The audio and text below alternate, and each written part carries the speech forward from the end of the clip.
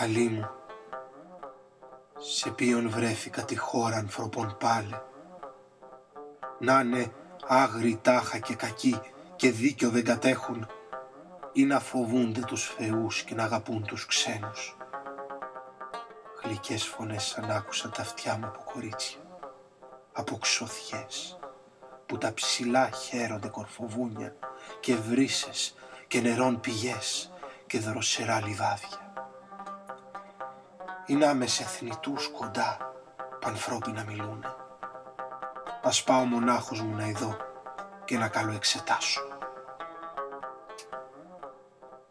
Σπλαχνίσου βασίλισσα, θνητή για θάνατη είσαι. Αν είσαι κάποια απ' τις θεές που χαίρονται τα ουράνια, μονάχα με την Άρτεμη του Δία εγώ την κόρη σε προσομοιάζω στη μορφή, στα ανάστημα, στα κάλλη. Κι αν είσαι πάλι απλή θνητή που κατοικά στον κόσμο, μακάριος ο πατέρας σου κι η σεβαστή σου μάνα, μακάρια και τα αδέρφια σου. Πόσο η καρδιά τους πάντα φαγαλιάζει μέσα τους από χαρά για σένα. Τέτοιο βλαστάρι στο χώρο να μπαίνει άμα το βλέπουν.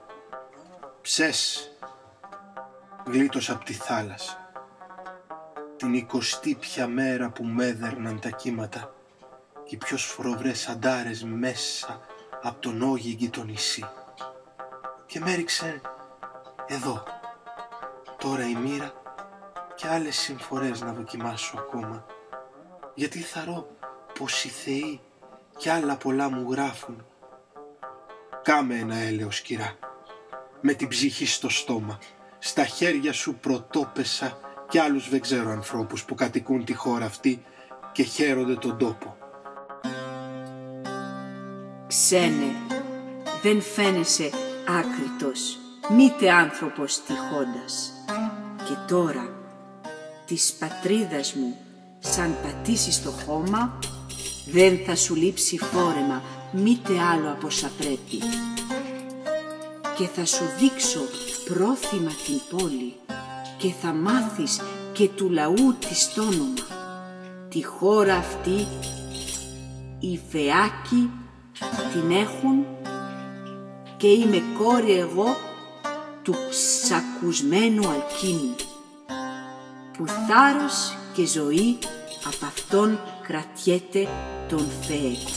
Σήκω να πάμε, ξένε, πια στην χώρα να σε στείλω στου συνετού πατέρα μου το σπίτι, όπου τους πρώτους Φεάκους όλους μαζοχτούς θάρρος πως θα γνωρίσεις.